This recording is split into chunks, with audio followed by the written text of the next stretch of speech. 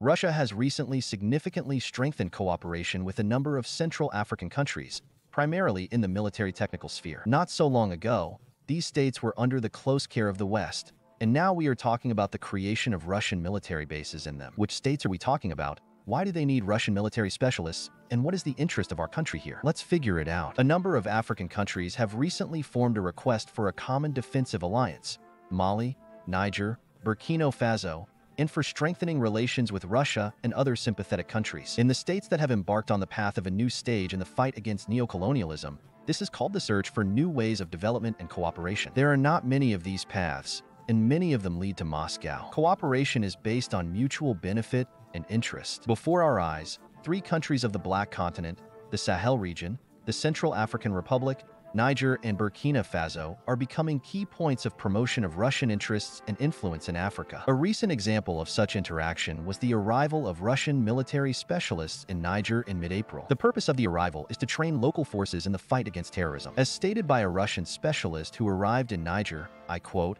"The Africa Corps will currently establish relations here, as well as the joint formation and training of the Niger Army. We brought with us the educational and material base for the training of various specialists. We have a lot of experience in fighting terrorism, and we are here to share this experience with our friends." The end of the stats. Footage of the arrival of the Russian Il-76 at the Niamey airport was shown by the state television of Niger RTN. The story notes that this happened after a recent conversation between Russian President Vladimir Putin and the representative of the National Council for the Protection of the Homeland of the Republic of Niger, Abdurrahman Chiani. At that time, when discussing the bilateral agenda, the mood was expressed to intensify political dialogue and develop mutually beneficial cooperation in various fields. The national television report says that within the framework of military technical cooperation, it is also about installing modern air defense systems in Niger. As RTN reports, I quote, "These Russian instructors will provide high-quality training to our military personnel for the effective use of this system." The end of the stats. The military leadership of Niger claims that Russian air defense systems were purchased under previous agreements. That is, in fact, this is the air defense of the Army of Niger, and the Russians act as instructors in the maintenance of this equipment.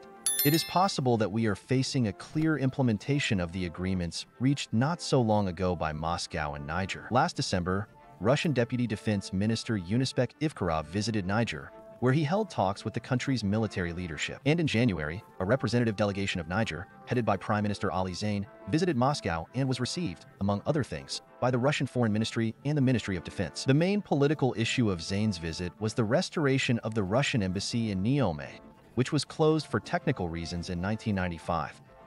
Earlier, the Russian embassy in Burkina Faso was opened, and now Niger needs to intensify official direct relations. So far, the duties of the ambassador to Niger are performed concurrently by Ambassador to Mali Igor Gromyko, grandson of the famous Soviet Foreign Minister Andrei Gromyko. Until April 12, 1924, Russia's military presence in Niger was not as large as, for example, in the Central African Republic of the CAR. But Niger is the leader among the Sahel countries in terms of the number of cadets in Russian military universities, and this simplifies cooperation in the military sphere, including the maintenance of air defense systems. Russia initially trained many Nigerian specialists in the field of aerospace exploration, gunners, doctors, military chemists. The main military resource of Niger is the American base of Heavy Reaper type drones still available in the Niger city of Agadez. From it, the United States can explore a vast territory not only in Africa, but also beyond its borders. The importance of the base in Agadez for the Pentagon is so great that U.S. Deputy Secretary of State Vika Nuland came to Niamey to negotiate guarantees for the U.S. military in Niger after the withdrawal of French troops. Later, another representative American delegation arrived, but Niger made a sensational decision to terminate the U.S. treaty. At the moment, the activities of the base are frozen. Negotiations on its fate are continuing. And now we see how military technical cooperation with Russia is increasing. The re-establishment of the Russian embassy will dramatically accelerate all the processes of interaction between Moscow and Niamey. The Central African Republic is also showing an equally active interest in the additional deployment of Russian military specialists on a permanent basis. At the moment, about 2,000 Russian instructors are stationed in the country at the base in Barengo, 80 kilometers from the capital Zarbangi. Among them are military specialists of various profiles, as well as instructors for units of the National Police and Gendarmerie. Moreover, we are even talking about the creation of a Russian military base on this territory. The corresponding request to Russia was previously reported by the advisor to the president of the CAR, Fidel Guanjico. I'll quote it. We are 1000% committed to Russia, and we believe that the Russian Federation should stay with us. If Russia abandons us today, we will be devoured by Westerners who have been with us since independence and who have done nothing for our country,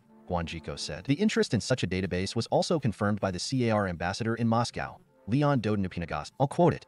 The CAR is interested in hosting a Russian military base on its territory and continuing to develop military cooperation with Moscow. We need a Russian military base where from 5 to 10,000 soldiers could be stationed, while they could be deployed in other countries if necessary. The end of the stats. The issue of establishing a military base in the CAR is being discussed through the Ministry of Defense of the two countries. They also pointed out at the Russian embassy in the CAR. If the project to create a Russian military base on the territory of the Central African Republic is implemented, the situation in the country will become safer, which will strengthen the basis for protecting the sovereignty of the Central African Republic and increasing the well-being of the long-suffering Central African people. In this case, attracting additional foreign troops to the country would be excessive and, in fact, meaningless, said Russian ambassador to Bunga Alexander Bekantov. In other words, at the official level, it is indicated that the presence of Russian military specialists in a particular African country means the absence, that is, the exodus of Western ones. Russia's relations with the CAR are now the closest among all African countries in military and political terms, and it is easier to discuss the phenomenon of a military base there, but there are nuances. The presence of Russian military specialists has already affected the situation in the country. The civil war was almost completed by the victory of the central government under the leadership of President Faustin-Archange Touadér. Tensions still remain in a number of northern regions, but the process is already irreversible. The victory over the rebel group called Salika, secured by Russian specialists, made it possible to redirect a number of military expenditures of the state budget for civilian purposes. But the more stability there is in the CAR, the stronger the internal struggle for power and resources develops there. A large group close to President Touadér is inclined to regularly turn to Moscow with requests for help not only in military terms. But there is another group in the same government that seeks to maintain cooperation with France. The CAR is a former French colony in the United States. Perhaps that is why official Moscow is showing restraint, and we do not yet see signs of a sharp increase in the Russian military presence in the CAR. The lack of infrastructure, supplies, and logistics also imposes restrictions on the possibility of such a presence. All the years of cooperation between Russia and the CAR, the delivery of military technical goods took place with transfers to Sudan and Libya. Both supply lines are unstable due to the internal situation in these countries. There is no adequate airbase in the CAR itself. Perhaps a much more paramount task is not just the buildup of troops, but the construction of new or modernization of old air gates at air bases. Let's move on to Burkina Faso and Mali. Relations between Russia and Burkina Faso are also flourishing at the moment, primarily in the diplomatic and humanitarian spheres. As already mentioned, the Russian embassy in Burkina Faso was opened at the end of last year. Russian House is working, and a whole series of educational programs has been launched, including Russian language training, cultural exchange, and economic cooperation programs. During a meeting with President Vladimir Putin last summer, the president of the transitional period of Burkina Faso, Ibrahim Traoré, spoke about the desire to create a small nuclear power plant in the country with the help of Russia. Relevant memoranda were signed with Rosatom. Later, a similar document was signed with neighboring Mali. There is also military technical cooperation. In particular, it was reported about purchases of Russian weapons at a good price. The Russian Defense Ministry discussed building up defense ties in Burkina Faso. Russian Deputy Defense Minister Yunusbek Yevkarov was also seen at talks with representatives of this country. In January 2024, an unsuccessful military coup attempt was made in Burkina Faso. It is characteristic that after this event, the ambassador of the Russian Federation to Côte d'Ivoire and Burkina Faso, Alexei Saltykov, concurrently stated that the Burkinis were primarily interested in the Russian side helping to ensure security and increase the combat capability of the armed forces. The interest is understandable. France, which was expelled from Burkina Faso last year, poses a threat to the country from neighboring Togo and Gabon. Military technical cooperation with countries of the Sahel and the Central African region is not an end in itself for Russia, as is a direct military presence and the creation of military bases. The military infrastructure is initially discussed due to the specifics of the political situation. These countries suffer primarily from international terrorism, separatism, and banditry, which is supported by Western countries. Security assistance makes it possible to restore political stability